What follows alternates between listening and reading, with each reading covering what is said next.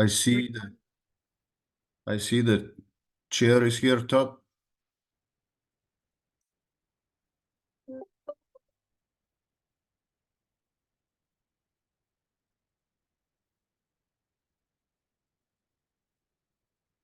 Todd is still connecting.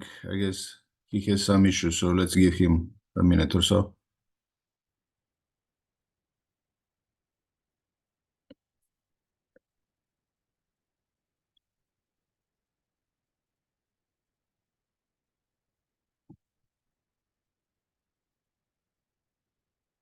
Annette, what we see on the screen seems too big. All right, sorry about that, Al.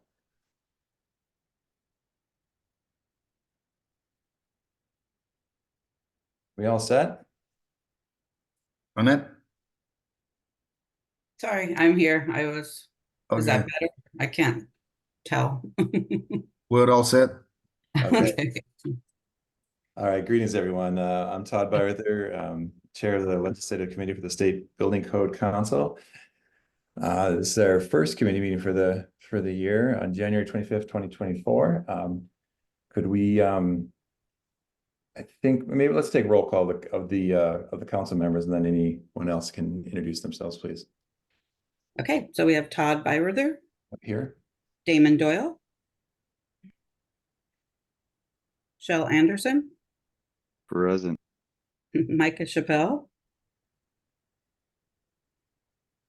Jay Arnold, Here. Matthew Hebner, Tom Handy, Here. and Representative Alex Ramel.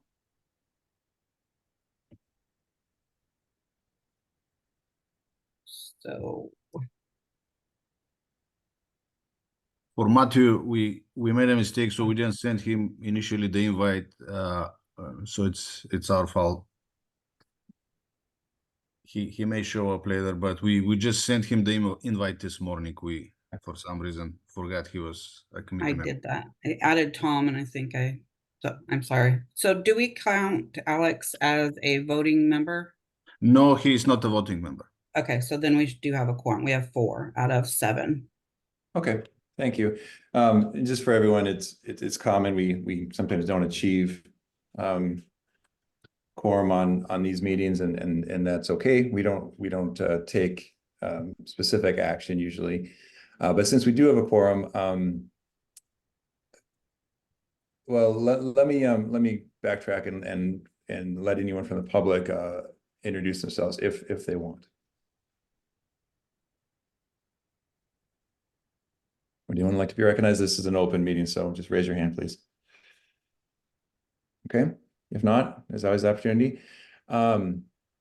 With a quorum, then let's can I hear a motion to approve this agenda as you see it in front of you?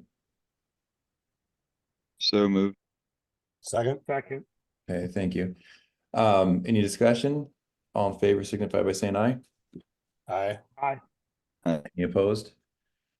Okay, so approve. Item 3, then we're going to review and approve minutes from last year. These are all meetings that sat because we didn't have quorum. So can I hear a motion to approve April 6th, April 13th, and April 20th, I believe? Let me get them. Okay. There's April 20th. Okay.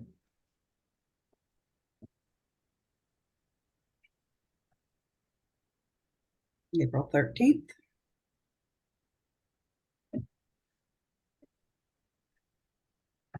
Okay.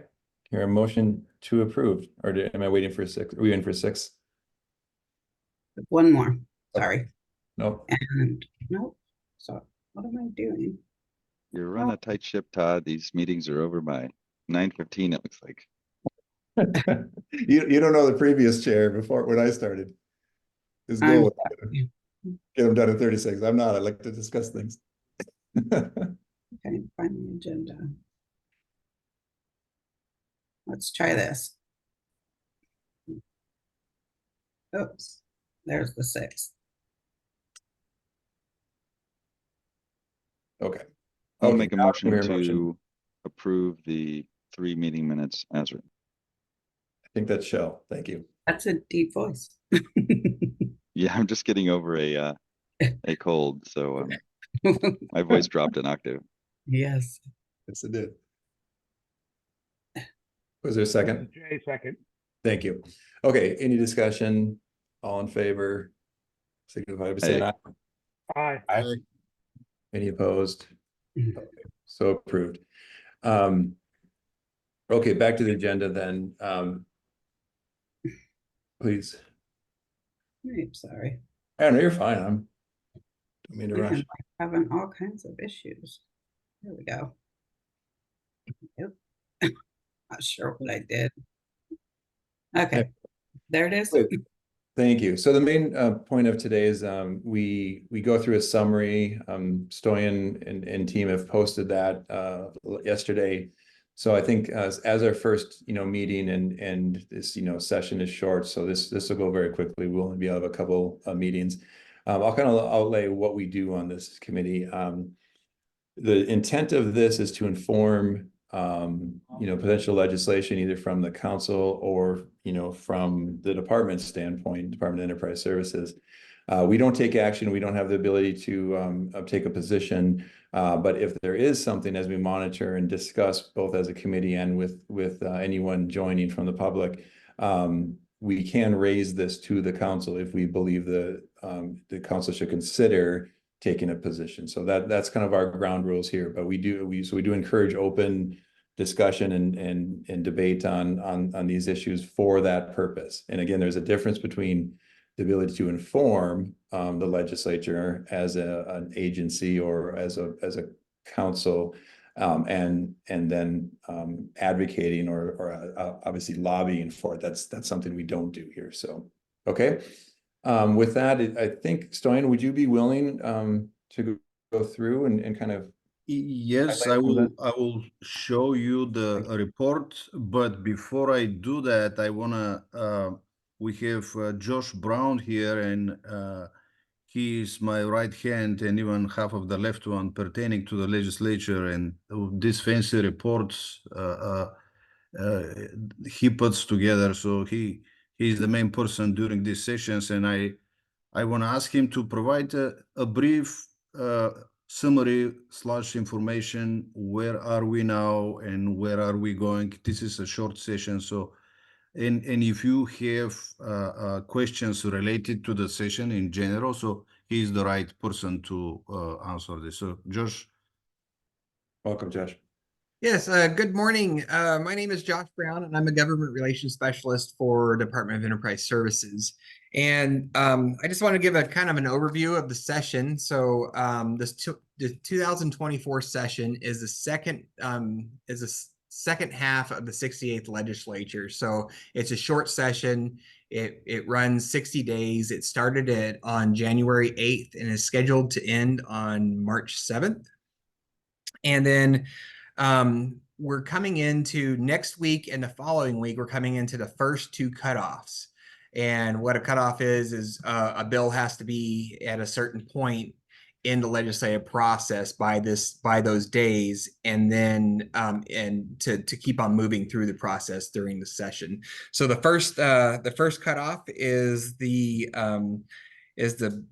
House of Origin policy cutoff, and that is on Wednesday, January 31st, meaning all bills that were introduced in either the House or the Senate have to be out of a committee, a policy committee of the House of Origin on that day.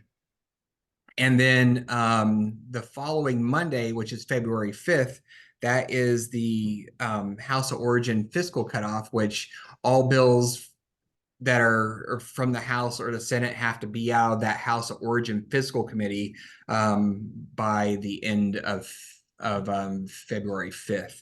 And I think there's a specific time. I think it's 5 p.m. on February 5th is the time it has to be out of that time, out of the committee. Going forward, like I said, there's going to be there'll be a few more cutoffs that'll happen. The same type of cutoffs from bills from the opposite house will happen later on in the session, and I'll make sure Stoyan and the team have a link to the cutoff calendar so they can post that wherever they deem fit. With that, are there any questions? I want to add a little bit to it. So for the committee members, I sent you the report and it's posted on the website, and you see at the bottom many bills that you see dead bills. Well, they are dead from last year, but they are not really dead. So Josh, can you add a little bit to it? Sure. So, I've always got confused about which one is dead and which one is a zombie and those kind of things. yes. So this 2-year cycle, there is a bills can be introduced in both the first year and second year of the 2-year cycle. And any bill that was introduced in the first year, if it didn't pass out of the first year, it can come back in the second year and has a chance to go through the legislative process again and possibly be signed into law. Some of the bills have been worked in from last year and they aren't intended on moving. Those the things that are marked dead were from last year. Doesn't mean that they're completely dead. They miraculously they may come back if somebody really wants them to come back.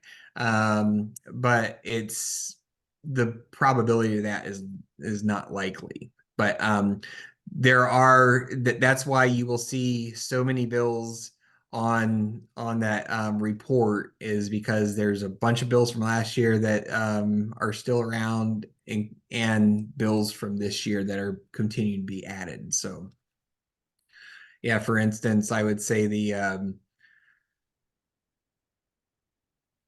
you may have some down at the bottom, Stoyan, but Yes, I moved them to the bottom.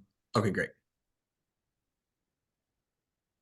Right Yeah, here. so you'll see the in a lot of these, you'll see that there's a number on the left-hand side. You'll see that, let's say, for instance, this House Bill 1298, and it has in parentheses dead, likely not going to go anywhere. But you'll see right underneath that there is a companion bill, and that one has been kind of moved. It's been moving through the process and everything, and I'm not sure.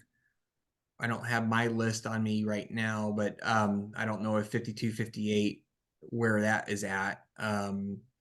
Some of the bills you'll see that are dead over here.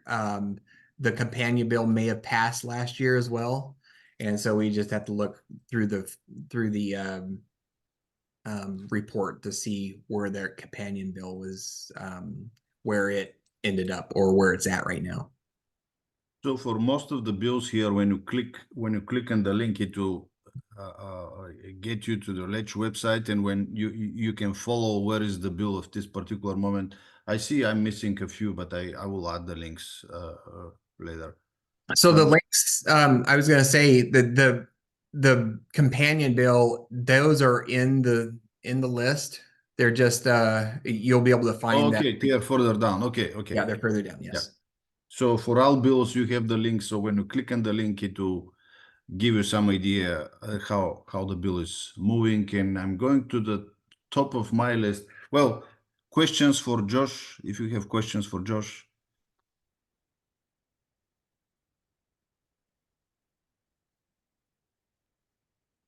Okay, Josh, they went easy on you, I think. Well, thank you for the If you're time. able to stay with us a little bit. Yeah, thank you. Yes. So what I have on the list, you'll see, different bills and the priority here. So I will have a short summary below if the priority is high. And if you see monitoring, it means like the first review didn't show any effect on the State Building Code Council business. So it's you will see monitoring and nothing below. If you believe I've missed a bill or you want me to add more information for a bill that I don't have currently, let me know and I'll do that. Hey, Stoyan, I'm wondering the way to go through this, should we prioritize a couple of them that have that you have a high priority on and discuss those first and allow everybody to have a little bit of conversation around it, and then instead of going one by one, or how do you think? Well, again, the high priority are identified right here in this Yeah, call. maybe we can talk about those first. How do you feel about that? I'm good with it. Okay. So the first one is HB 1899, and you see below the bill requires local governments to allow property damaged or destroyed by wildfire during a declared emergency to be repaired or rebuilt in compliance with the owner's choice of the current state building and state energy codes, or the codes as they existed on January 1st, 2023. This is what we have at the moment. It's not really related to the State Building Code Council business. It's a local enforcing agencies, but this bill is interested for many stakeholders, so this is why I have it here. Shall go ahead. Yeah, I'm trying to figure out what the intent of the bill is. If somebody loses their house in a wildfire, I guess a jurisdiction might say you can't rebuild there because it's too high a hazard, and this would prevent that from happening. Is that? I'm trying to figure out what the purpose of this is. Is that likely the purpose? Yeah, Tom, go ahead and respond first, and I'll. Yeah, I was kind of thinking, I haven't read it real carefully, but you know, that they might be able to build with the old energy codes to make the construction costs less and replace what was damaged. Yeah, I agree, Tom. I think the intent is that to streamline the recovery process, right? This is, you know, this is a very local issue for me, of course, in Spokane, so I'm very aware of what's happening here. I think the challenge is I don't know. I have questions on how that would be allowed by a local jurisdiction not to build towards the codes that are adopted. And then also, if someone, and maybe Josh or Stoyan can talk about, I think there was another bill that was dropped, right? That is kind of helping this, and talk about letting, you know, perhaps build to the existing code, to the new codes with some sort of assistance. Is that a correct statement? And I can find that bill, that I thought it was dropped by Senator Billiger. Well, I'm not sure. I need to check that, but Okay. I'll look also while we're talking. Go ahead, Andrea. Yeah, I just want to add some context. So this came about specifically because a lot of people that lost their homes were, they don't hold the proper amount of insurance for state and local ordinances. And so they're kind of on the hook for covering the additional costs of more strict codes, I guess. And so they're trying to help those individuals out as they're trying to build back and, you know, start their lives over. Yeah, thank you. And thank you, Katie, for joining us. I know you're close to this also. Go ahead. So just to follow up about what you said about Senator Billig, there was an article in the Spokesman Review that talked about Representative Wolf's and I believe Schmidt's proposal around 1899, and they and it was about, you know, understanding and recognizing that it's really expensive to rebuild no matter what code you're using, especially when you don't plan for it, but the extra energy costs, which we know about, make it more expensive. So I had Senator Billig's trying to put in a proviso, not a bill. And so he's working on that language through the Ways and Means Committee. And then Representative Riccelli also feels the same way, that we need to help people. Well, I won't say that he feels that way, but he recognized that that we need to help people rebuild somehow, to Andrea's point, that people don't carry the insurance that they need. So so there may be an amendment to this, but I haven't had a chance to look yet, and I will if that amendment has been introduced. But yeah, I do have some questions about whether it's even possible. From my understanding, the 2018 code isn't published anymore. I mean, or it is, but it's not updated. So I don't know, Stoyan, that would be my fear, that you know, I get the point and I agree, we need to help people figure out how to pay for their new homes. But we want it to be possible as well. So thank you so much. If you have any other questions about it. And I can send that article to the about the spokesman review. I think it helps kind of show what their intent is. Okay. So Well, thank here you, is Katie. Go ahead, Sven. here is the amendment to the bill, and I think the summary that you had is based on the amended version. Okay. The original bill wasn't a choice, I think, as far as I remember. The original bill was the local jurisdiction shall allow. So here is the summary for the comparison with the original bill. Okay, well, that helps. Thank you. And maybe then talking about it in the context of what the state building council's role is, maybe we'll go Micah and then AI generated shell next. Thanks. I think this bill's okay. I know that's kind of surprising since it has a drop dead date, and really it's going to allow this for about 2 years from the date it's enacted. So, you know, I think someone's concern like mine is if this gets revamped and they change that date and it's in perpetuity, that might be a problem, because then somebody could build to the 2021 code or 2018 codes, you know, 10 years from now. I did hear energy code issues, but I don't see energy code mentioned in here. It's all codes. So again, I think this is okay since it does have a drop dead date. Thanks. Micah, before you drop off though, from an enforcement side, how is this allowed? It's just that because it's the legislature and an actual in policy that they're able to give this exemption from the building codes? Yeah, that's what it'll come down to. It's just state law. And I mean, it's not easy. We try to push back on this mixed date stuff because in the future it will be a nightmare, but oh well, we'll figure it out. Just like we always do. Shell? Yeah, I was going to bring up the same thing, but the other thing is that if a home is destroyed in a wildfire, one would hope that the WUI code would apply to it and that the home would be hardened if it was rebuilt. I mean, I guess the most obvious risk of fire danger proof would be that the home actually burned down in a wildfire. So I would hope at least the WUI code would apply. Yeah, and Shell, on that note, you know, I think that's where it's also you know, the fuzzy line between, because on the ecology side, I know that these homes are trying, you know, they're trying to then bring infrastructure in and improve them, because these are small lakeside lots and so forth sometimes that we're not, you know, we're on not on central sewer and so forth. So again, that's also another consideration. Okay, thank you, Jay, please. Thanks. And to Micah's point, I'm not looking to the amendment. I don't know if the amendment changes it. I'm looking at the original bill that is specific to the energy code. And when we've had discussions within the full council, there's been a lot of pushback when we did mixed versions of the code or mixed adoption dates that would allow, or changed adoption dates would allow mixed versions of the code. Is there anything that we need to talk to the legislature about in looking at this to say that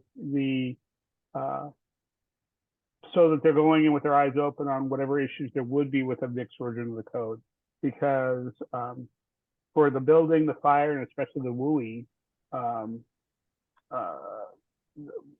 I would not be in favor if this was a bill that said you get to build to 2018 across the board. You know, Jay, to that point, I personally agree. I would, to me, I would rather technically see it written as adopt the code, the new codes, and then decide where exemptions are appropriate from those codes, so that we don't get into that confusion. But I'm curious what anybody others feedback on that. Oh, go ahead. I'm sorry. I asked the question that I didn't acknowledge. So Jay or Shell? Yeah, I guess from an enforcement perspective, I think there's probably not that much challenge if it's a 1-year exemption, which is looks like it is from June 5, 2024 through June 30, 2025.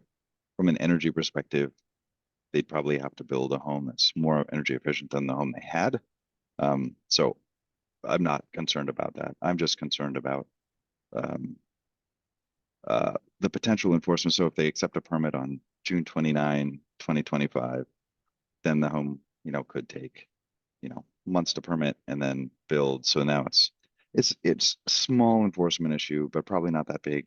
I would just suggest that the WUI code should be followed if you're going to rebuild a home in obviously a wildfire area. And probably that's the biggest thing that would, from my perspective, need to be in there was, let's get those 1 hour roof and walls in there, because this is obviously in a risky area. Yeah, thank you, Micah. Or Jay, did you still have your hand up, or? Sorry, no, just listening to the discussion. Okay, no worries, Micah. Yeah, that's where the confusion gets in for jurisdictions. If you're gonna allow them to build to the 2018, it needs to be across the board. It's not pick and choose. You will get the WUI code if they're in a WUI code area. RCW 1927-560 was in effect for the 2018 code. So you'll get that structure hardening as required by state law. The other side of that is that may be a moot point when we get into these other bills, especially the WUI code bill. It's going to be very restrictive. So I think this is fine as written, that lasts through June 30th, 2026. And it's helping these folks out.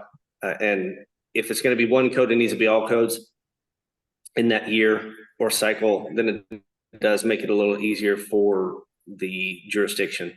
When folks come in and ask to use different code years, sometimes, when there's a delay from, say, the jurisdiction adopting codes or amending codes and the state's implementation date, usually that will allow the use of either one, but it's got to be the entire package, not just portions of it. So I wouldn't support breaking that up, but I don't have a problem with the rest of the bill. Thanks. Yeah, and so is there no feedback or support for going into the 2021 codes and then giving certain exemptions? And the reason I bring this up, this is Spokane specific. I believe it's Spokane County, where we just went through the WUI, and Spokane was one of the jurisdictions that was in the fire official was discussing how they've adapted their new maps and so forth to as allowed in the WUI code. So I don't want to step us back to 2018 if there's already knowledge in 2021 and it's really being asked here is different exemptions from energy or so forth. So I guess the question at hand here is again, it's a short window here. It's what the scope of one, do we bring it to the council for some sort of opinion, but probably more likely, what's the direction to Stoyan and I believe our chair of the council that the full council has given authority to inform.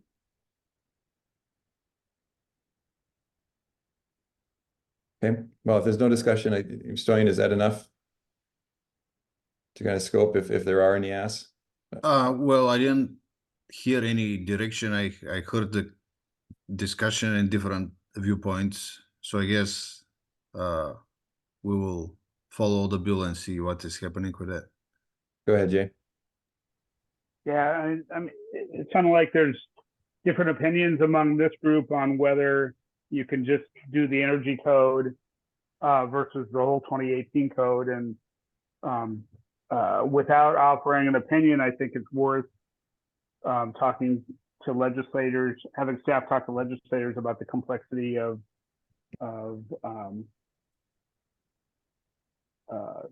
both choices, the challenges of both choices. Thank you, Jay. I agree. I think that's what I heard also. Make sure the staff is the legislative staff is aware of those two pathways. Micah? And maybe I'm missing something. The question here is to exempt these from energy code, not the rest of the codes. And where is that stated in the bill? Am I missing an edit or something? Because in here it says WAC, Title 51 WAC, building code rules, and they actually define state building code means the building code, plumbing code, mechanical, residential, fire code, and portions of the WUI. So it exempts all the codes, not just energy code, or allows you to do the 2018 codes across the board. I guess I'm missing the whole energy specific item in here.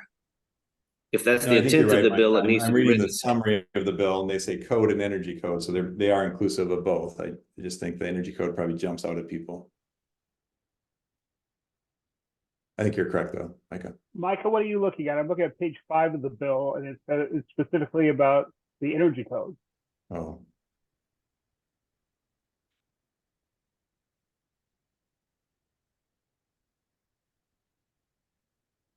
Where on page 5? Six- Section 5.2, Section 5.2. section 5, subsection 2. yeah, you're right. That section, you're right. Well, That is specific to the energy code. You're correct, but I'm looking at section 2, item 1, which is earlier, much earlier in the bill. And maybe it gets into more specifics later in the bill, but section 2 allows all codes.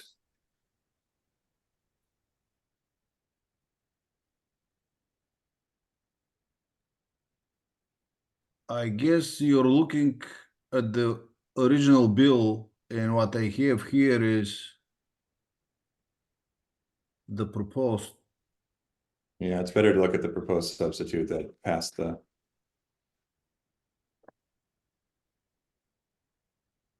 Because that did pass through local government, right, last week, I believe so. 2 days ago. Yep. And I don't see section 5, it's section 3 then.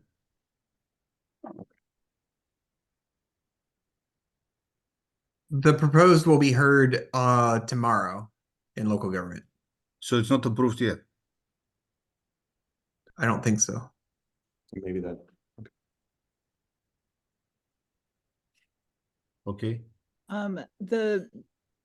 I might be looking at the wrong one, but in section 2.1, I'm sorry, section 2.2b, state building code means the building code, plumbing code, mechanical code. So it's lists all of them.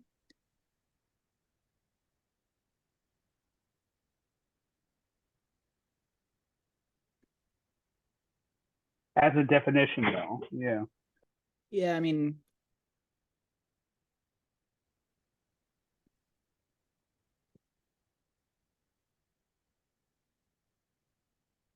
Is everyone tracking Stoyan's in the docs for tomorrow's 10:30 a.m. local government, looking at the proposed sub?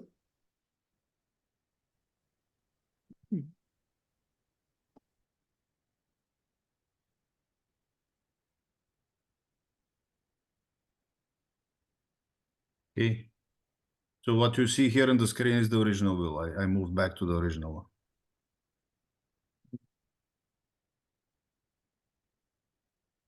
I think you're right. I think that was edited out of the proposed sub to clean it up. Okay, so that's one to monitor. I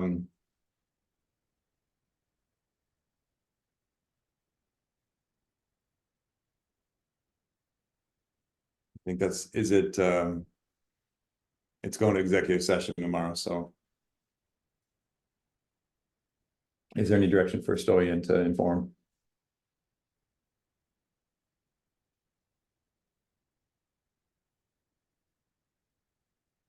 Okay. Okay. Well, let's let us know, Stoyan, if there's, and we'll monitor tomorrow. Okay. What's next, Stoyan? Or 20 HB 2052 okay. diaper changing stations. You see the summary right here. It requires the council to add requirements for diaper changing tables. The issue is the effective date. So it's July 1st, 2025. We prefer, sorry, it's not 2024, November 1st, 2026, actually, because this is the effective date for the 2024 codes. I already raised the concern. I touched base with the staff that put it together, and we are reaching out to the sponsor of the bill and the committee members. So I'm working on the date here. Okay. Again, it is July 1st, 2025 in the bill. Is there any discussion on 2052 by the committee or public?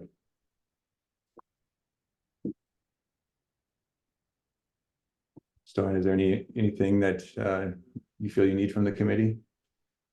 No, everything else is just extra work for the council staff, but it follows. I mean, we can do it during the triennial code adoption cycle again if the date is changed. If it's not, we have to do it with an off-cycle rule following legislative mandate. Michelle? Yeah, I guess just thinking from the architectural perspective here, I don't immediately know how much larger a bathroom needs to be to accommodate this. And I'm thinking of, you know, small commercial spaces that are built out all the time that have a coffee shop or something like that, and wondering if we need every single small coffee shop and retail shop in the state to have a diaper changing station. That seems maybe like too much. I think not everything requires an architectural solution. I think it should be studied how much larger the bathroom would need to be in order to accommodate that, and maybe limit the number of buildings that need to do this in some way. I don't have really hard feedback at this point, but I've changed my kids on many diaper stations, and I think they're good, but I don't know that an architectural solution is the solution to every challenge. So I think I feel like there should be some more guardrails put on this, and it should be studied how much larger bathrooms need to be in order to realistically accommodate this. Because there's also a lot of existing spaces where someone does a renovation of it, and they're not going to renovate the entire bathroom. And now they'd have to tear down the whole bathroom and build a new one just to get a diaper changing station in there. So I think we should be thoughtful about how we respond to this one. Michelle, is there a recommendation in there that this is maybe very specific in the actual policy and would be better suited with a mandate to explore with, say, a tag and so forth by the building code council? Go ahead, Tom. I guess I'm not thoughtful enough at this point to have a recommendation on it. I just wanted to express my thoughts on it. Okay, thank you, Tom. Yeah, Chell, that's a super good point, I think, that we need to consider, because I mean, it could start interfering with ADA compliance and all sorts of different things. So it's one of those weird unintended consequences that, might look good on the surface, but might have some pretty big consequences. So I'd also recommend caution on that. Thank you, Tom. Micah? I just want to point out that the new A117 standard increases accessible restrooms by 6 inches this code cycle. So you're already getting an additional size space mandated by I want to say it's the 2019 standard that automatically goes into effect at the state. So you're already getting a larger size, and I'm not sure this will increase it beyond that. You'll have overlapping floor clearance and stuff like that in front of your fixtures. So I don't think it's going to be an issue based on the fact that they're already going to be larger. And then when you look at existing building code, it doesn't necessarily mean that an existing space will have to put in a diaper changing station. Usually when you look at a work area method, they're allowed to modify a certain amount of the building, and then 20% of the cost of what they're modifying needs to go to removing barriers. And it may not be the first item to go in as a changing station. Usually you look at the accessible route or something else. So I'm not sure how this is going to greatly affect anyone at this point. And I think it'll be fine with the increased size already. Thanks. Thank you, Micah. Okay, any other comments, or is there direction how to inform for Stoyan?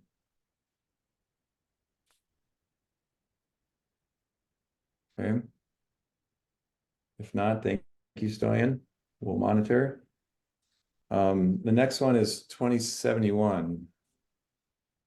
Todd, we have Ray Shipman raising Oh, his. Ray, go ahead. Yep, didn't see you, Ray. Yeah, thank you, Chair. I was just wondering really quickly, I'm sorry, I gotta buzz off here shortly. If we could go over the co-living house bill real quick, we had some concerns on that. One that our main concern is that the most of our stuff through density is done by dwelling units. And with the co-housing bill, they will not have kitchens, so they will not be considered a dwelling unit. So I just wanted to be bring it forward that, you may build a whole apartment complex with no dwelling units in it. If it was just co-living housing. So we were wondering if maybe we might be able to put a definition or something or how we can word it that would still be considered a dwelling unit, even though the unit did not have a kitchen in it for the definitions. Okay. Yeah, Ray, happy to talk about it. Let's jump to that if everyone's okay with that. Which bill was that? 1998, I think you're talking Yeah, about. 1998. Thank you, Yeah. Stoyan. Okay.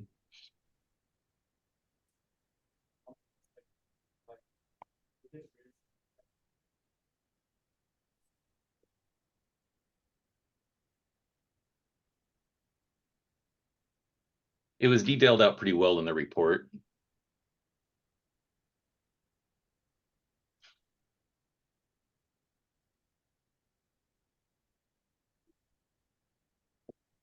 Okay, here is the bill. Yes, thank you. It talks about in which residents share a kitchen. So each co-living pod would not have a kitchen in it, but however many pods you had would share one. So those I'm calling them pods for lack of a better word, but they would not be considered a dwelling unit. And our density, like in our city, the density is counted by dwelling units per building. So we can get up to 120 or 150, but they may be able to build a whole apartment complex with that one dwelling unit per this bill.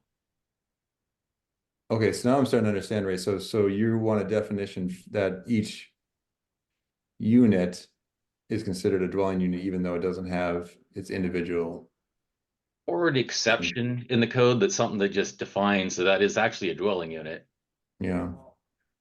Because all dwelling unit definitions are written as sleeping and cooking, right? Yeah, it has to have a kitchen to be considered a dwelling unit. Okay.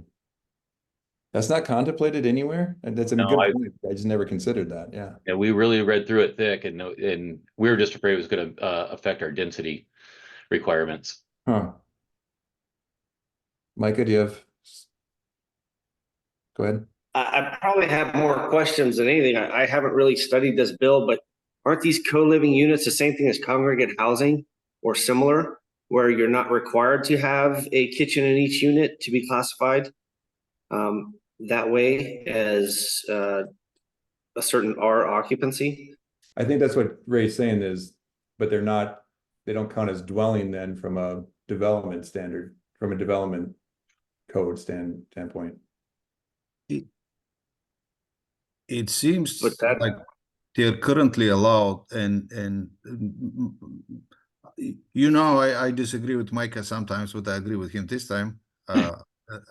Regarding, you have the student housing and all different types of congregate residences, dormitories. That's the same. Ray, sorry, I'm not familiar with your local. No, that's great. But dormitories have a definition, and they're for colleges and campuses, where this doesn't really have a definition for the. And Mike, I would love to look in deeper to what you're saying there. Like I said, just reading it, these were just our concerns, and that's why I brought it to the committee, just so I could get my answers. So Ray, you're raising a question related to zoning code, right? So isn't it possible that the local jurisdiction just changes the definition of the dwelling unit in the development code, and it doesn't have to be changed in the building code? I don't know. I'm asking out loud. Yeah. I suppose you could. We try not to do that. We try to follow the model code as much as possible, so we ain't making changes later on. But I know, like, in Spokane, the definition of the dwelling code is in the municipal code, but it really just copies and pastes what the, what's in the residential or building code. I can't remember, for the definition. I believe we do the same thing, yes. Yeah, but I don't think it references it directly. I just think it copies and pastes, and then that can be changed by the local council. Okay. It's a good question, Ray. I hadn't thought about it. Would that be one of those items that we are changing to make less restrictive and have to bring before the State Building Code Council? Well, if someone else is more knowledgeable, but my understanding, no. I mean, from a local standpoint, changing the definition in our municipal code of a dwelling unit for the purposes of zoning would be in the authority of the city council. But I'd love to hear anyone more knowledgeable, local government than me talk about that, Micah. Yeah, sorry, I was reading through it and trying to answer some of Ray's questions. I do think that these will be classified as an R1 or an R2, depending on the number of occupants as a congregate living. And I know there are zoning codes that prohibit congregate living or housing in certain zones. So I think that the building code would cover these appropriately. And this is more geared towards land use and land use limitations. But again, I haven't spent a lot of time in it, Ray, but I'd be happy to meet with you if you want to dive deeper into the congregate stuff. Yeah, I'd love that. Like I said, it's just something that we've seen and wanted to bring it to attention that might have been overlooked. I think it's a helpful point there, Ray. And if there's anything, Stoyan, we can do to inform that or ask the question, just raise that question. I think that's valid. Right. Thank you very much for accommodating me on that. Yeah, thank you, Ray. Any other comments or discussion on this? Okay. All right. Okay, back to 2071 then. I guess, Stoyan, maybe you can introduce it, please, if you're... Yes, so 2071 is not absolutely new. It was HB 1781? No, Well, there's it 1167, I think. 1167. Yeah. Yes, it requires the council to convene a work group for the purposes of simplifying the production of middle housing. I mean, it was discussed several times with the sponsor and the members of the committee, and it provides, in my opinion, a little bit better language, clarifying language, and the news here is that the SBCC is required to convene a technical advisory group for the purposes of recommending amendments to the building code that would allow for a minimum dwelling unit size that is less than the requirement for an efficiency dwelling unit in the building code. And the effective date, again, July 1st, 2020. Sorry, 2026, not 2024. We have a fiscal note on that, and it's more than 50,000 because of the complexity of the work. And I know, Mike, I don't want to put you on the spot here. I know Wabo was working on something for the first section, the multiplex housing.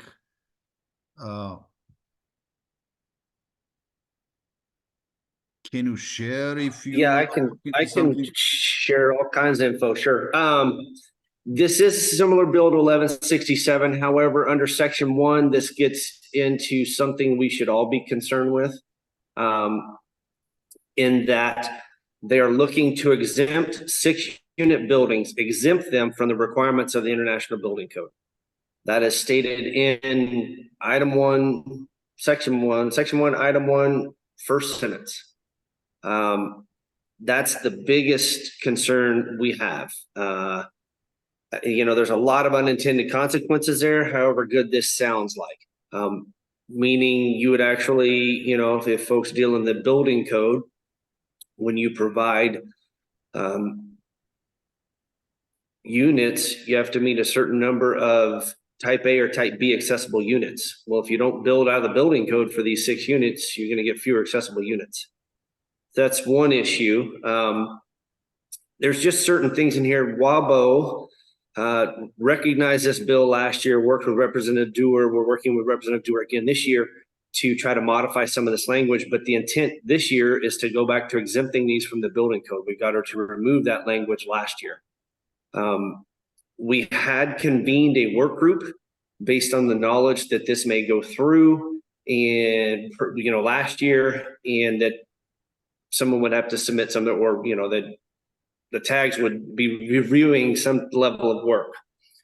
We have a work group, and the initial direction of that work group was to bring all the requirements from the building code into an appendix that could be included in the residential code.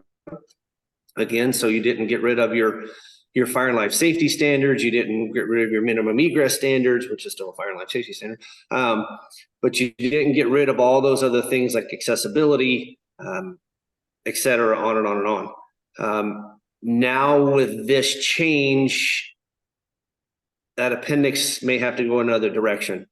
And then, like Stoyan, you mentioned, looking at the size of dwelling units, the standard that they put in there, the National Health something standard, looking at that, they require each habitable room to be a minimum of 70 square feet. We already align with that more or less in the building code.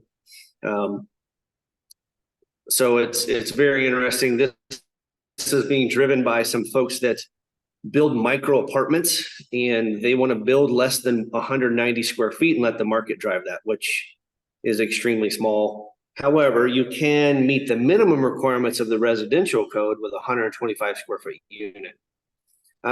There's just some stuff in here that we have lots of concerns with, and I think the SBCC should as well, especially exempting 6 units from the building code.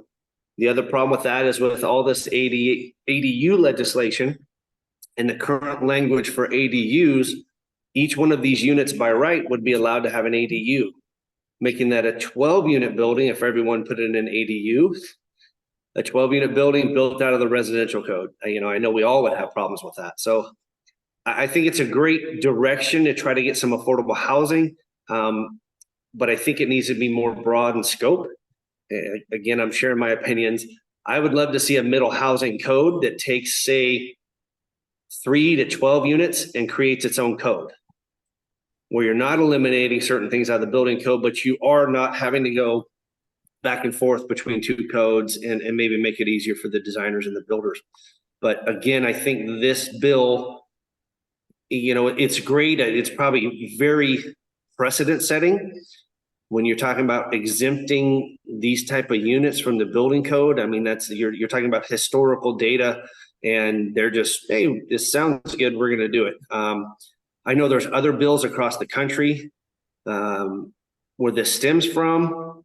One of them, as we've mentioned before, was Memphis County, I believe, Tennessee, where they passed this, but yet the state fire marshal, who has control over the Tennessee codes, came in and said, nope, can't do it, had to repeal it.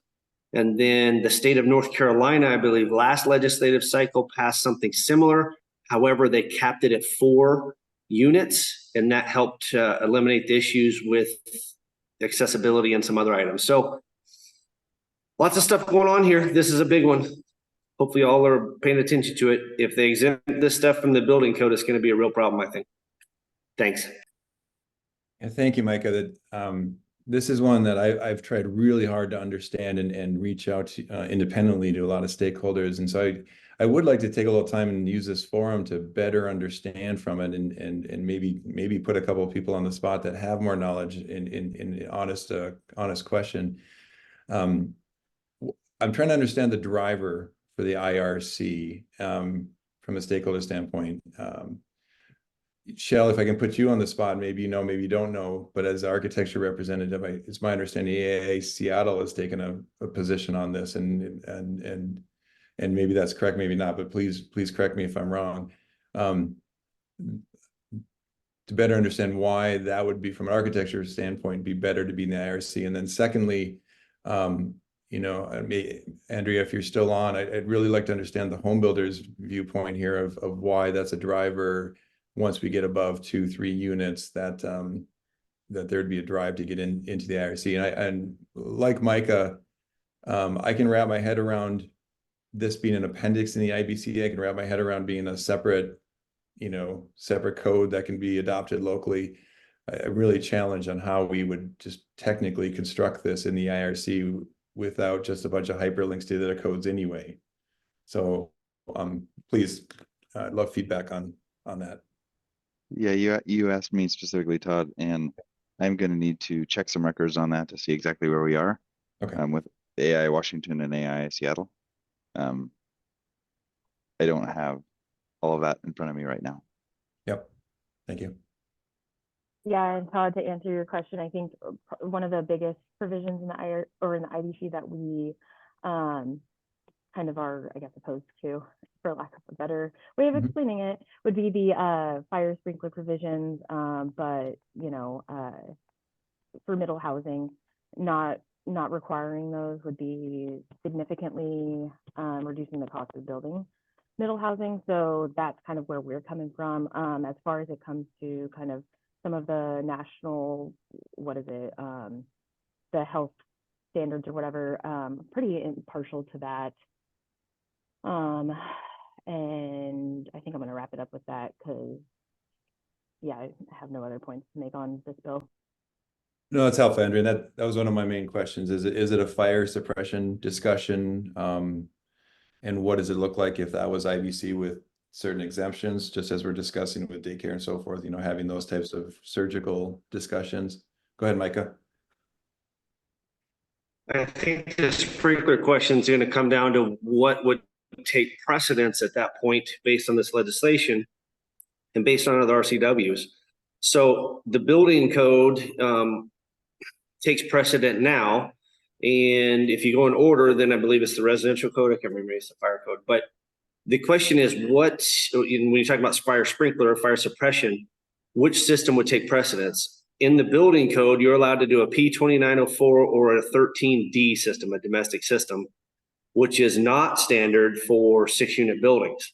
They would have to do a 13R, and I'm not extremely versed, maybe one of the fire folks if they're on today, but they're more robust systems. Again, what you're doing is looking at lessening systems and safety to build out of the residential code, which isn't a bad item to explore. However, there's no data to back this up. It just sounds great and they want to push this number. I think the number could increase if that's the point. But, you know, again, we would need to look at a more broad scope of bringing in, say, a middle housing code that may help builders, but I don't think this is the right path to do so. Micah, it's just really tough. A follow-up there, like how would this be implemented? So if it was in the IRC, is it possible then whole new sections would be out of the IRC with fire suppression requirements that would mimic the building code anyway? Is that one possible outcome?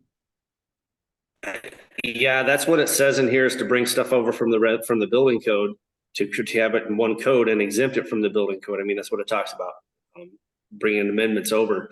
But you're exactly right. You'd have to bring, I don't know, entire sections, entire chapters. I mean, again, what about accessibility for these units? Right now it's required if you built these in the building code. Now it's not going to be required. Is that the question? I mean, then we get into the whole fact that, you know, jurisdictions technically don't enforce the Fair Housing Act, but the Fair Housing Act still applies to four more units for accessibility. So there's so many questions on implementing this and how that will work. The work group we put together was doing just what you mentioned, Todd, was doing some scoping and putting appropriate pointers to the correct sections of the building code. And that way it kind of more or less made a guide for designers and builders to go to. But boy, this is a tough one. Again, good idea. I just think it needs a little more time to be executed and create an entire code and not just exempt it from one code. Thanks. I think Ray. Yeah, thank you, Mika. I think the legislative intent is clear and supported here. And Ray, can you help us a little bit, please? Yeah, I think Micah and you are both on the same track. I don't know that you could amend a section enough to make this work right without adding a chapter to the code for just middle housing. I think it would have to be a rewritten chapter. I don't think you could blend and make it enforceable enough for a person to understand it without another chapter for just middle housing. And Ray, in that context, do you have an opinion or just some, on whether that chapter would be better as a chapter in residential code or as appendix in the IBC? I would like it to, I would prefer to see it under the IBC with our occupancy. Then you would have more, I think you would have more, you would have a better, a sprinkler program. You'd have other options and other chapters to move into. You could reference the fire code a little bit more than just sticking to the IRC. I think the IRC was just, I mean, I like I said, I like this bill, but boy, it's just tough. I think putting it in the IBC, you would have more options. It's helpful. Thank you, Ray. Chell, please. Yeah, I don't have the answers you asked me for, but yeah, it just really worries me when entire codes are I don't know, applied to different things that the council hasn't necessarily thought of in legislation, because then we have to do something that might not end up turning out very great, I guess. It seems like if the legislature established an intent, and then had a broad stakeholder group study how to address missing middle housing rather than telling us how to address missing middle housing directly, that might be a better approach than telling us it must be 6 units and it must be done in this way. That's my thoughts. I don't have a specific action, but I think that would be better, to establish an intent and then study something to see, let's address missing middle housing rather than do it in this particular way. Yeah, that's my thought too, is does this feel better in an ad hoc technical advisory group mixing residential, building and fire codes? Go ahead, Micah. Yeah, speaking of what Ray was mentioning, that was asked by somebody recently, is like, why can't we put this in the building code? And I'm not sure if you remember, but this came in as a code change proposal to the SBCC at the beginning of the last cycle. And that was their argument, is they didn't want to go to the building code, they wanted the residential code. So that's kind of why we went with an appendix to the residential code. Although we agree with you, Ray, it would be better to be part of the building code, but that's not what they wanted. And then to Chael, I think we talked about this last year, Chael, and WABO worked with Representative Dewar to kind of get that generalized language. Like, okay, we understand your policy. We see that you want 6 units, but just tell us to go do it and not what to do or how to do it. And this modified bill, or this bill this cycle, is different. And it's like, no, we're going to just exempt it and not really give you that generalized direction. So we're still working with Representative Dewar. Hopefully we can get some modified language to get that general comment back in there to, go figure out how to do this and not necessarily exempt it from the building code. But I don't know. We may not get traction on this time around.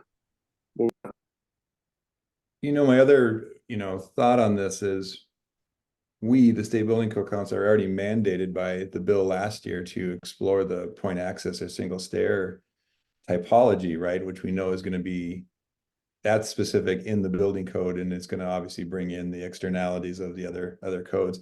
I mean, to me, this feels like it should be very similar. We're just talking about middle housing typologies that are kind of in between IRC and IBC. Go ahead, Micah. Yeah, I agree with you. That's where we were trying to go with it in the legislative bill, but I didn't mean to jump in so quick. But since you mentioned single exit, WABO Technical Code Development also has a work group specific to that and working on code language that will hopefully function for the state. So we'll have a proposal for that once we get up and go in this code cycle. Just want to point that out. Thanks. So what I'm hearing, or let me know if it's just my opinion, that I think everyone understands and supports the legislative intent that we're trying to harmonize the building codes to where and how fast the development codes reform is moving. But there are technical questions here of how we do that, and whether it should be hard written in the policy or it should be the mandate. And And then we start the process. And as I stated, we are starting the process this year already on the single stair. So I personally would like to see this start this year in this cycle. Anyone else can add light to this? Micah? There was one other part of the bill, if Stoy wanted to scroll down, that I think is important for cities, especially planning departments, to be aware of. And that is allowance of more or less insulation or exterior wall assemblies to extend into the setbacks an additional 8 inches on all sides. It is in section 4, Stoy, I'm sorry, whoever's controlling the screen there. Yeah, it's right here, section 4. I just want to, point that one out. That may impact a lot of stuff, especially for these jurisdictions that already have a 3-foot setback side yard, and now they get to go an additional 8-inch and may not be able to provide minimum. There's also a minimum egress requirement from your yard based on your emergency escape and rescue openings to a public way. So again, this is reducing life safety standards, or could be at that point if you're allowing them to reduce that 3-foot side yard setback. Anyway, just want to point that other section out. Thanks.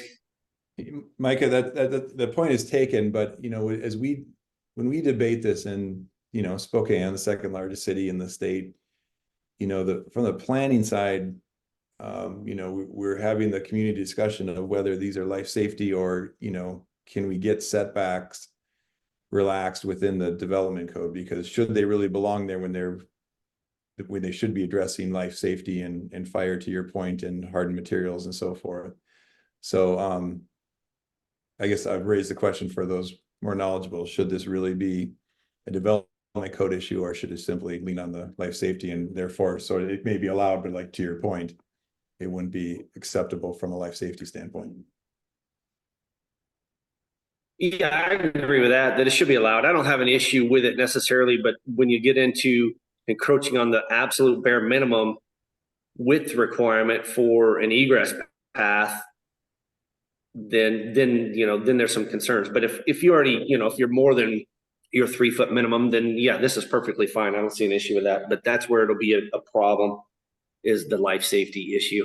Yeah, and that point is, again, that's important and well taken. But I think from a planning standpoint, this came up in the lot splitting bill too, where they were trying to go zero lot line because it's addressed somewhere else. It's addressed in life safety code. Should it really be in the lot splitting bill or in a planning setback, right? Dimensional standards.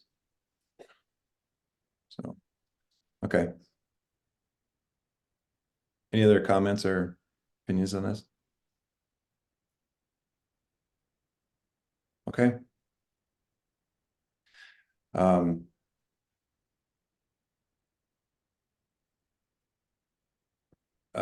Going down, any other high priority ones we feel we need to discuss here? I'm sorry, did we only allow an hour here? Did I already run us over? 2275 is also Okay. important. This is related to senior independent living. Another technical advisory group for the purposes of recommending amendments to the codes applicable to senior independent living facilities to enhance building accessibility and safety for independent senior citizens and persons with disabilities. And it provides further, requires further that the technical advisory group shall align the rules with the rules applicable to assisted living facilities, nursing homes, long-term care facilities, and other similar living arrangements. And also it provides a list of experts that the TAC needs to consult with, experts in public health, fire and life safety, and building accessibility. Again, the effective date that doesn't align with the new date for 2024 codes. And everything else, again, is additional task for the State Building Code Council. Any comments on this one? I'm conscious that we are over in time, so.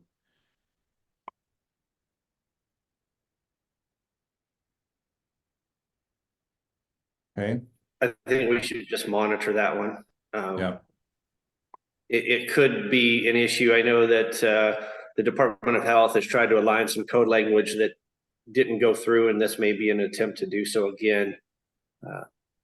So The issue on the research. I'm sorry, Mike, I cut you off. you're fine. No, I just said just monitor it. I appreciate it. The issue is that, you know, it directs the council to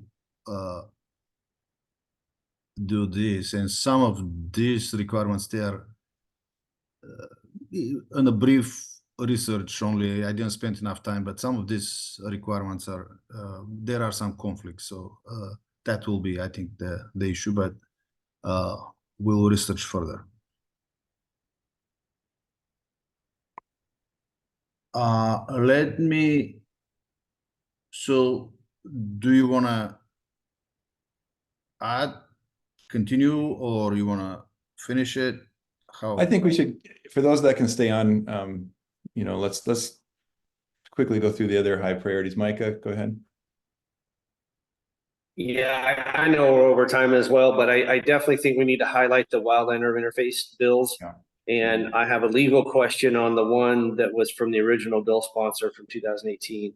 So if we want to cover those, one of them talks about the exempting manufactured housing built prior to the March 15th, 2024 date from the Wildland Urban Interface Code.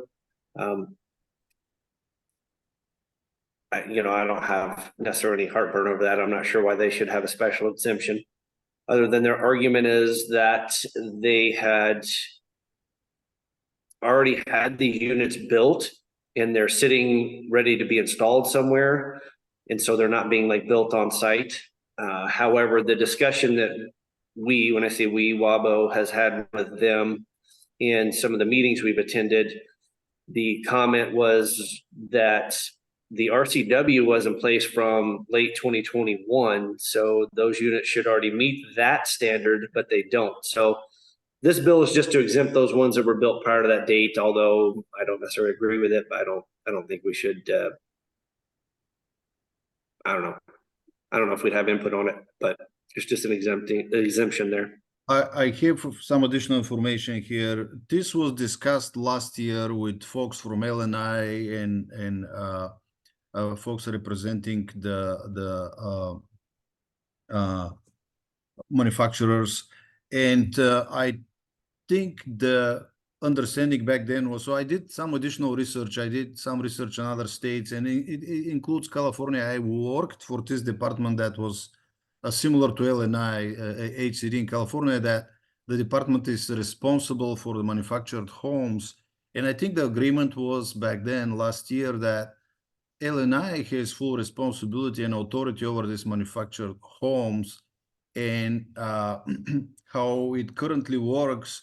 If this provision in the conversation was about the WE code, if it's not specifically adopted by LNI, adopted by reference or whatever they want to name that, it's not applicable to mobile homes. And a few examples were discussed. So I know LNI was waiting for a guidance from HUD, and I was expecting that LNI will work with HUD to resolve this issue that they were having with the existing manufactured homes, and that bill surprised me specifically because, again, wasn't expected.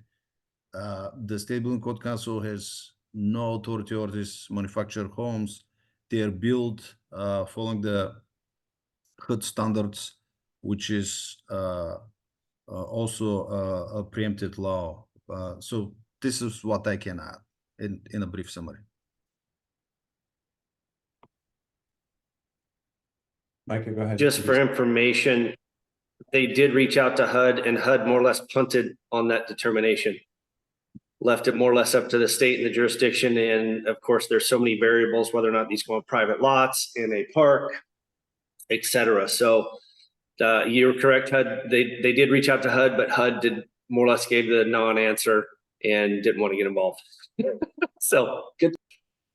So a question, I'm familiar with HUD code, obviously, but I never had considered what it means with the WUI code. Are we saying it preempts the WUI code also? As a general question, that helps me frame what we're talking about here. Based on That was their argument. Okay. Based on my research, the state entity that has the authority over these manufactured homes has the option for adopting or not adopting whatever we have in the state building codes. Regarding the WUI code was specifically discussed. So now it comes, again, I'm sharing personal opinion here based on the research that I did last year. Now the State Building Code Council is required to exempt the manufactured housing. Well, the State Building Code Council has no authority on manufactured housing. I don't see the connection. Again, personal opinion here. Okay. Okay. Well, I think that's a high one to monitor, but we don't know if there's anything to inform, is there? There is one here that is SBCC bill. Streamlining the State Building Code Council operating procedures by establishing criteria for statewide amendments to the State Building Code. Representative Romeo and Senator Wilson are working on this bill. I was, well, I don't know if I can say helping or coordinating with them. I can open. Yeah, I'd like to talk about this. Go ahead, Micah. You have questions first. I apologize. I thought we were going to do the other couple of WUI code bills before we got to this. Oh, I At can least go back to the the, WUI code, whatever the committee members want. Yeah, no, we can do that. If you At want least- if you want to tie those off first, we can do that. at least to go back to SB 6120, which is where I had the legal question and the implications there. But I definitely want to talk about this one as well. Okay, which one do you want? But I'm going to run out of time as well. Let's wrap up the WUI code. That's SB 6120. Okay.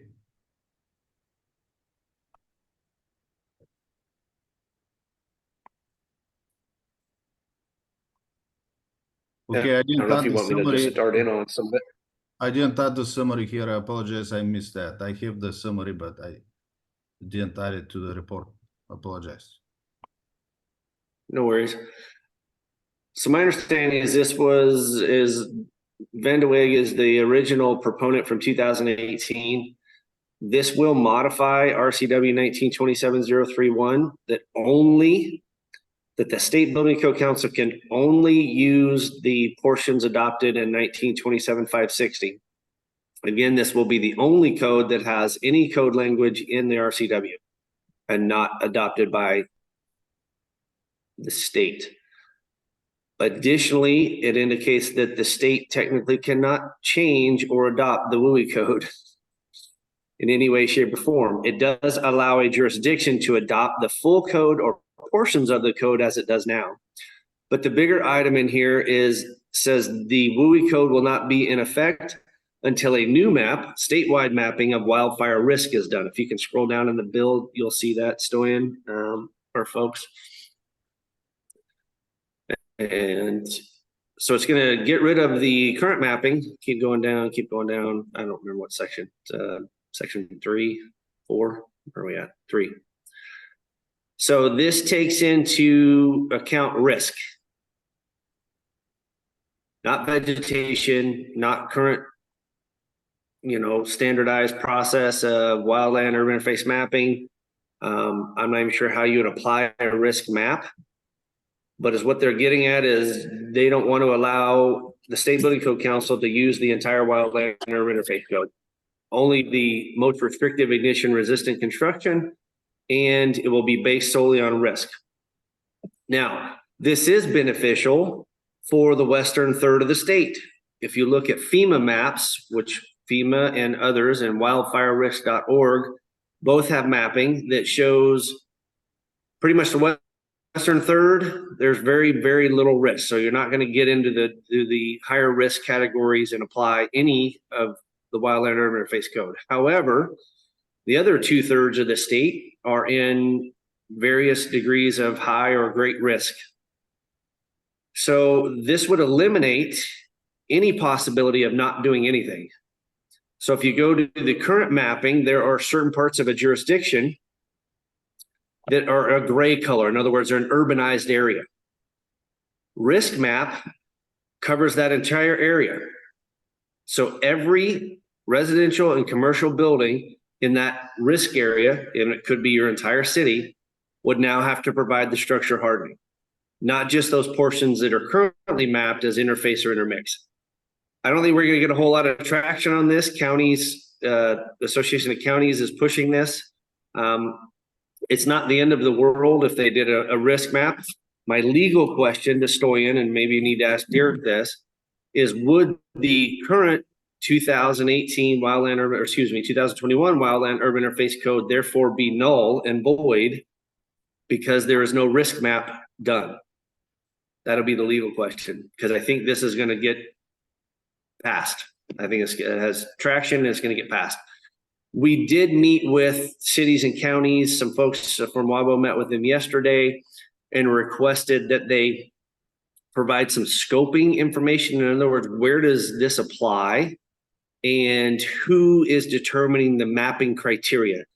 It does allow for, if you'll scroll down further into Bill Stoyan, it does allow for jurisdictions to create their own map, but the criteria has to be the same as the criteria used by, of course, DNR. If DNR is doing the mapping, keep scrolling down.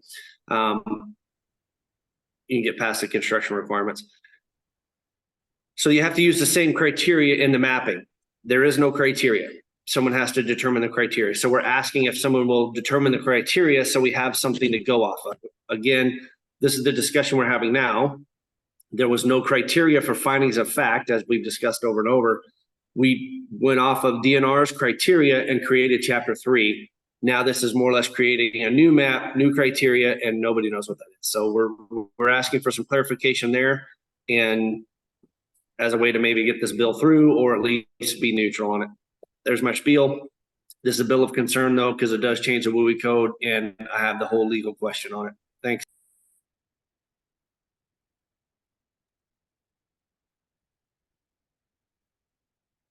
Thank you, Micah.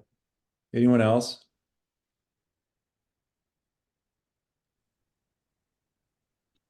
I share some concerns that Micah has. I guess one concern is that we can only adopt certain sections. And while I wasn't on the WUI tag, I understood from the tag that it was not a complete code if we only adopted. It wasn't as self-referential as codes need to be, and wasn't a fully implementable code only using the sections in that 560 RCW. Is that generally correct? Yes. And it will be the same case now. Yeah, so they're asking us to implement something that is not going to be a piece of code and we can't modify it, not a referential and consistent piece of code that is implementable with charging language and scoping requirements and all that. And that just seems like a not just something we maybe don't like, but just something that's not even enforceable as a code.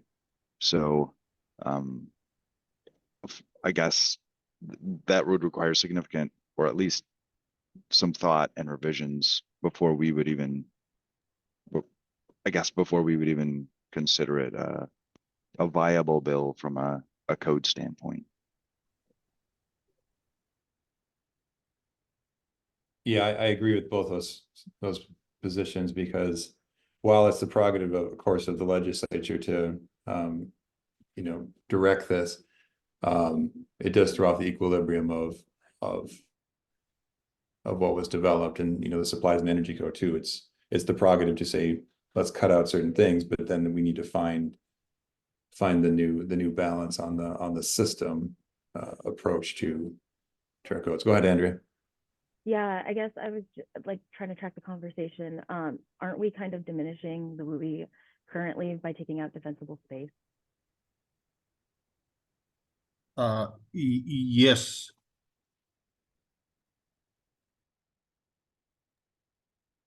Yep, there are some other questions on the diminishing question also, Stoyan, and like I said, I had legal questions. One of the comments or several comments have been not here in other meetings were made that the jurisdiction can amend the WUI code.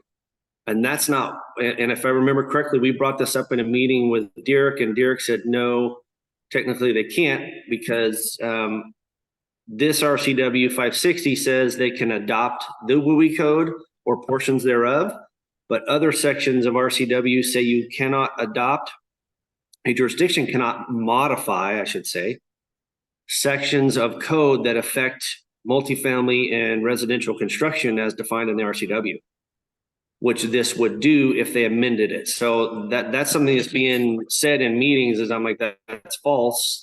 Jurisdictions can't amend the WUI code. So this again would put jurisdictions in a position to not provide options to their citizens. It's, if you're mapped as a great risk area, this is going to apply. And if you're in an urban center, this will apply if you're at risk.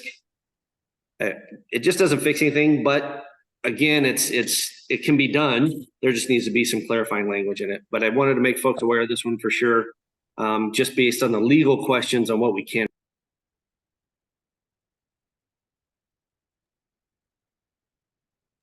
Shall, go ahead. Yeah, and just to be clear, so I understand it, this would basically say the WUI code is not in force until a new map is created. So that would be a year or two down the road, presumably. Is that correct? In other words, the WUI code would not go into effect until there is a new map and criteria, et cetera. Yeah, if you're asking me, Chell, I don't know. That's my same question, I think, to Stoyan and legal, to Derek, because that's what I was reading too. It's like, shall not be in effect until we get a statewide map of risk. I haven't discussed this with Dirk, but we discussed it internally, and the agreement was, yes, it requires a different map, and we were researching the Department of Natural Resources if they had something similar. No, they don't.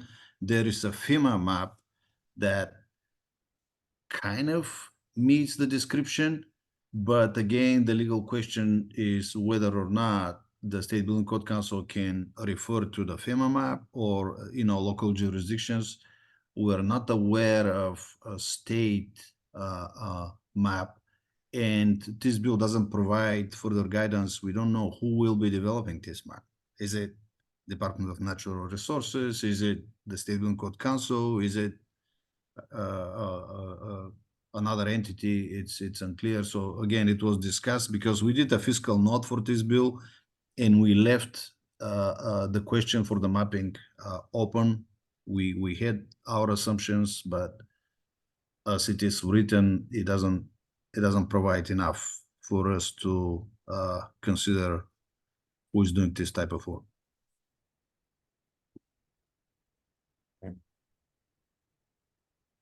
Okay, does that properly raise the question then for Stoyan? That's a good one. Thank you, Micah, for bringing that forward. Okay. We're way over, but there's one more I'd like to discuss. To the bills by Senator Wilson and Representative Rammel. I'm just going to raise one question here. You go all the way down to section 5, I believe. I'm going to be careful I open this can of worms up, because it was part of the discussion when we went through the litigation a few years ago on the seats. When it talks about the trade associations, and I'm specifically looking at page 5, if we're on Senate bill, but it's same thing, language, I think. You said page 5? Well, I'm looking at the House bill, so I guess it's section 2. Go all the way up to section 2, please. Maybe they're identical. Right there, right in the middle there. So in subsection 5 there, if you remember when we had the litigation and there was discussion about the largest trade associations representing industry. Now, again, it's the power of the legislature, so it's their prerogative to determine how this council's formed. My concern then and now is with when you say the largest trade association, that doesn't apply to all of our seats. And it definitely doesn't apply to my seat as the manufacturing representative, where there's hundreds of trade associations I have to represent. I wouldn't know what that means. Does that mean that of all manufacturers in the state of Washington, or trade associations, that they always are the one nominating this spot? So go ahead, Shell. That's a good point. This should apply to seats where there are large trade associations, presumably. I do like that it's plural there, the largest trade associations. So that could include multiple trade associations. But I think my recollection of I don't know what is the agreement with the governor, was that the governor would voluntarily agree to do that, but that wasn't necessarily the law that the governor needed to appoint from the BIAW. That was my recollection of the agreement. Yeah, those two seats became very specific about BIAW and AGC, but this was my question back then and is now is, what does this mean? Does this mean AIA is the only trade association that? But I guess my understanding was that the governor voluntarily agreed that BIAW and AJC would do it, but I don't know that that applies forever or to future seats. I thought that was more of a limited agreement with the governor's office. And this does say largest trade associations, plural. So I don't know that those two organizations, while they're the largest, there could be other trade associations that are also among the largest trade associations for those industries. Yeah, and I'm setting those two seats aside for this discussion for now, because how does this apply to other seats? And it doesn't. That's where I get confused. Micah, go ahead. I didn't want to jump in on that portion. I do agree with you that saying the largest doesn't make much sense. So, but I had other comments. I just want to wrap that item up first. I'll wait till we're ready. Okay, I just, If I can add for the largest, it was discussed. I raised the concern. I said something similar. I remember it was an issue with the lawsuit. I raised the concern. It was discussed. So instead of larger, it became largest. And I will raise the concern again when I meet with Senator Wilson and Representative Rommel. okay, and I just give an example in manufacturing. I have to represent the concrete industry all the way to, a natural gas pilot light manufacturer. So that might be a whole separate trade association, right? So to not disadvantage, the opportunity to be nominated from any one of those. Micah, go ahead. I appreciate it. And you all know that I'm honest in my opinion, and I feel like this is kind of an end around. If I remember correctly, the State Building Code Council voted to have a work group to address changes to the process and bylaws. And now we hear that the director is working with 2 of the ex officio members to force it through legislation without input other than the short legislative cycle. That's kind of disheartening, quite honestly. Beyond that, I do have some concerns when we're talking about in section 1 and talking about timing of adoption.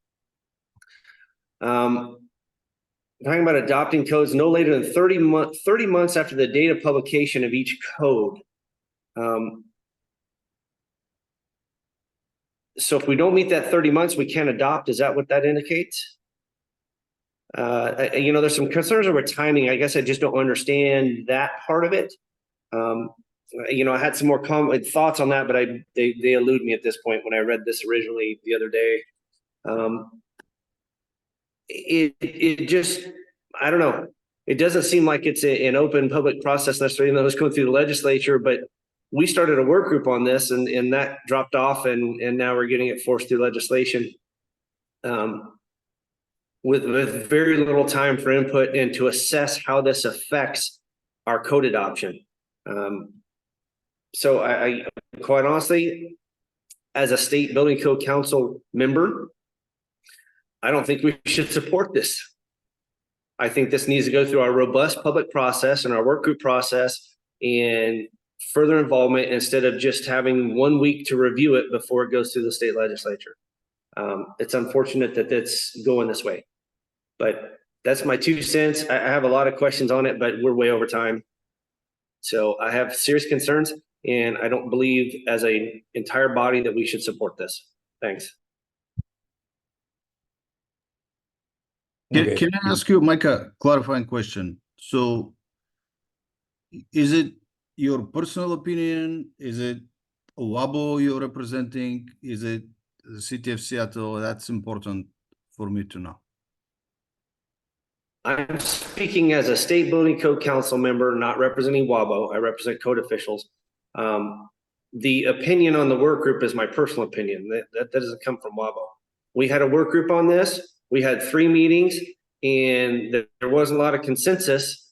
In the last meeting, we mentioned that this type of stuff should be put on hold for this code cycle. And here we are getting it forced through legislation. And with your indication that you're supporting the 2 ex officio members in this, after we had a work group or started a work group, I just think it's not good form. That's all. But the position on the dates and timing, that does come from the code officials, and we have some concerns on what that means and what we can and can't do if we exceed that 30 months or if we don't get it done in time. Thanks. I mean, you know, we're way behind right now. So with this case, if it stays this way, if we had to extend or delay the codes, this says you couldn't adopt them, in my opinion, because it requires them to be adopted within that 30 months. So that would allow no extensions, no extenuating circumstances, nothing. Again, I just have legal questions on that, and maybe that's not the intent, but that's what it says. Thank you, Micah. Go ahead, Larry. Many of us feel that we'd rather have an elected official decide some of this stuff now, after we've seen how the code council has been one-way slighted. And many of us are going towards the people that are elected that are going to have to answer to their constituents about why they're choosing what they're choosing, instead of having people that have no responsibility to their constituent or one side of the state or the other. We feel that we should go to the legislature, and at least those people have to speak to the people that elected them, where these people that are doing it now at the council, there's no ramifications, and it's weighted towards the west side dramatically, and we've given up. Thank you. I want to clarify, you know, it's probably I should have said that before Micah's comment because I was expecting it, but the State Building Code Council staff, including the managing director, is responsible for the day-to-day operations, including filing, including preparing documents related to 3504-280. And my heart is bleeding, you know, when we have this lawsuit left and right. And the State Building Code Council managing director, Stoyan or somebody else, doesn't matter, needs to have a say in the day-to-day operations and how the council decisions are connected to the day-to-day operations and what staff needs to do. So we have several lawsuits. We're expecting more, and one of the reasons for all that is because the process is not clear enough. Sometimes it gets out of hand, and staff cannot keep up with all this. And everything you see, well, not everything came from the managing director, of course, but many things are based on stakeholders' complaints. So this is all I want to say. Yeah, thank you. And maybe, I'll put a little bit on here and give an opinion. I appreciate the comments, from all stakeholders. I want to remind everyone, we are nominated stakeholders. We're all in this together. And, it is the prerogative of the legislature to, grant that authority. So it is obviously in their power to define how we operate. I think the ask, I don't agree that in my time, 6 years on the council, that there has been a large political agenda. I know people disagree with that, but these are a group of dedicated technical stakeholders, just as the tags are of extended stakeholders. Okay, all that being said, I think the ask here, I appreciate, Storian, that you're informing this, because I hope what is happening is, as the legislatures are exercising that power, that the work group information is getting translated, is getting delivered to them. Whether they use it or not, that's a question. But I think that would be the ask, my ask, that we support and inform if they're going to move forward on this, and for whatever reason. But if it's to add more transparency and more responsibility to their decision making, great. So I think that's probably the best we can do right now. Micah, go ahead, please.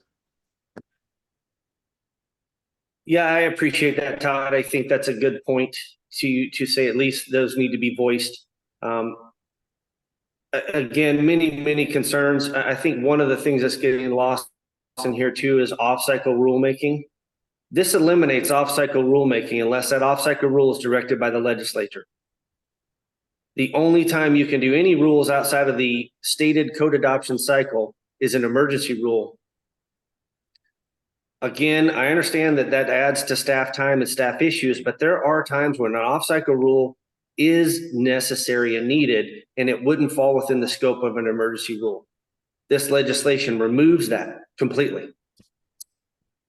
So again, I think this is just bad form for the director to go work with two ex officio members in the legislature. I understand that elected officials have a lot of say and they have a lot of sway, but we started this process, and I guess the director didn't like it, so he went a different route. So I think this has very limited input from the public. And to speak to Larry, he's talking about the elected officials. The work group was working on making these changes, which then would have gone through the public process, more robust public process than I think this legislative bill will. Again, I think it's a bad direction to go. Thanks. I just want to raise another concern about those cycle rules. So the council required the council staff to get into contractual agreements with the model code organizations. And so we will be publishing model codes.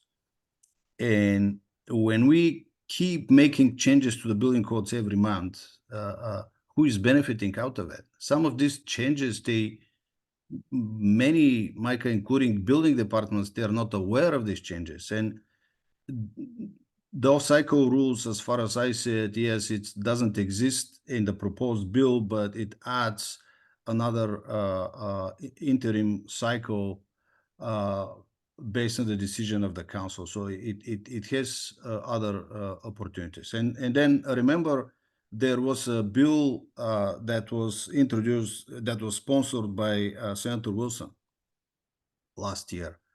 And some of these measures that were in this bill, they are in the new bill. So it's not only the managing director. Representative Romeo also had some ideas, and again, the intent is to clarify the process. So don't blame the managing director only. The work group that worked on the bylaws, the intent was to make changes to the bylaws, and there were a few items in the policies and procedures that were added to. So the work group is still active. The bylaws and changes to the policies and procedures are still up for the February meeting. If you remember, I don't know if you know that, but I took this agenda item out because we wouldn't have enough time to discuss that. So it's still on the table for discussion. It doesn't eliminate the work group. It doesn't eliminate all this work that was done during these work group meetings and the council meetings. Okay, thank you, Stoyan. Micah? I appreciate it, Stoyan. What I keep hearing and what we keep hearing in meeting after meeting and now this meeting is that the SBCC needs more staff. Instead of making this significant changes to the process, which actually I believe will, put a chill on participation. I think others believe that as well, and close off even more folks like Larry, who is actively involved but doesn't seem like he's being heard. And what you mentioned about an interim code change, it's not an interim code change, or you can't add new language. The language in this bill states that you could have an interim code adoption cycle that needs to correct errors and omissions or eliminate obsolete, conflicting, redundant, or unnecessary regulations. So if there's code language that's needed as to use something that doesn't fall under the emergency rule, you can't do it, even in the interim code cycle. So I think that's a false premise. Again, I think this is just taking away opportunities for code changes and need to hear the public. That's my opinion. Again, I don't think we should support this as written. Maybe there's some changes that can be made further, but at this late stage, I would say don't support. Thank you, Micah. Andrea? Yeah, just curious. I obviously follow this council very closely, and I have not seen anything about a work group for policies or procedures. Were those meetings in public by chance, or did I just miss them? Andrea, the idea for the work group was to put some language together. So it wasn't open to the public. It was just Behind closed doors. exploring. Well, Larry, wasn't the intent to hide anything. The intent was to put something together and then introduce this before the council and then start the discussion. So it never was intended to hide something, or all this language that was worked on was posted on the website. It was put on the table for discussion. Again, we didn't go further with it because we had more important things to do. For example, establishing the technical advisory group seats. So all this that was discussed at the work group was also discussed during the council meeting. So it's not something that we're hiding. And Larry, I'm not that kind of a person to hide things.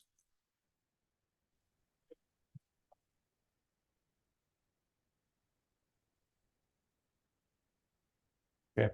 I mean, good questions. Yeah, but this was all published, so but they're good questions to raise. Okay. So at the risk of failing my time management skills by a factor of 2, is there anything else to discuss on this or any other bill? Or do we feel like we've had a robust discussion today, and maybe next week we should schedule for 2 hours? I don't think it'll take that long, but this was lengthy for first introduction.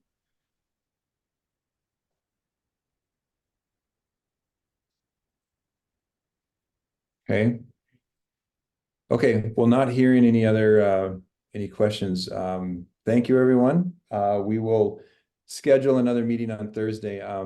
Micah, to your point, if there is a desire that we need to raise any of this to the full council, for everyone's knowledge here, our next council meeting is not till the February 16th or so. So that would be the first opportunity, unless we were to call an emergency meeting, which would have to be, we'd have to decide that as a legislative committee to raise that. Larry, do you have a comment before we conclude? There's your hand just left over. Okay. Okay, Sorry, Yeah. but in the other business, okay, which is on the agenda. okay, fair enough. Okay, I just want you guys to realize what's happening here.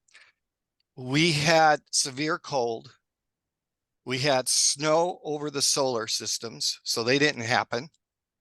And we had power outages out here because we didn't have enough power to run everything. And we have millions of dollars of damage because we didn't have the power to keep everything running. And for about 2 weeks, okay, and this is caused by what's happening by this council. We don't have the power to do with what we need to when it gets severely cold out here. You don't have that problem over in Western Washington because it doesn't get 10 or 20 below zero, but it does here. And when you have those kind of power demands, you've got to have the power to keep these people warm. And we don't have that now. And each year that goes by, it's going to get worse because you're switching the way the energy is being used. And it's going to get worse and worse and worse. And when you go to these people and you look at their face and you see $50,000 damage to busted pipes in their house, and the insurance company might take 6 months to get there. Okay. We don't have the power. Okay. But you keep pushing us to try to do something we don't have. And then you want to yank the dams out on top of it. It can't be done. And it's going to get worse. Each year it will get worse and worse until the point that there'll be a revolution. Okay. Because people aren't going to put up with this. And we've tried to explain that to you, but you don't listen. You haven't listened. And that's why many of us have put out so strongly against this, because we see what's happening. Thank you. Okay, thank you there. Unless there's any other comment, okay, we'll adjourn. Thank you all. Thanks, Thank Todd. Thanks, everybody. Bye.